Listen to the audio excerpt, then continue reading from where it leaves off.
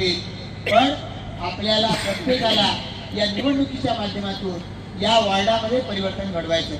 ज्यांच्या पाठीशी भारतीय जनता पार्टी इतकी वर्ष राहिला त्यांना तिकीट मिळणार नाही असं वाटलं आणि रात्रीच्या रात्री ते भारतीय जनता पार्टी सोडून शेतकरी कामगार पक्षामध्ये जाऊन मिळाले. या गावाचं त्यांच्यावर प्रेम होतं. सरपंच म्हणून त्यांना मानही सन्मान होता. भारतीय जनता पार्टीमध्ये सुद्धा त्यांना सन्मान होता. तालुक्याचं उपाध्यक्षपद त्यांना दिलेलं होतं. पण आज ते पक्षापासून बाजूला झाले. भारतीय जनता पार्टीचं एकही मत त्यांना मिळता कामा नये. ते बघण्याची आमची जबाबदारी आहे. 4 उमेदवार भाजपचे आहेत, 4 उमेदवार कमळाचे आहेत. त्यांनाच मतदान झालं पाहिजे. पॅनल टू पॅनल प्रत्येक मत पडलं पाहिजे. ही सुद्धा आपल्यापैकी प्रत्येकाची जबाबदारी आहे. विकासाच्या दृष्टिकोनातून भारतीय जनता पार्टी कुठं मागे राहणार नाही.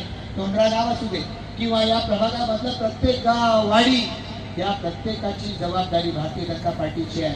इथं राहणारा आमचा परंपरागत आगरी समाज असू द्या किंवा इथे राहणारा उत्तर भारतीय समाज असेल किंवा कुठल्याही पद्धतीचा महाराष्ट्रात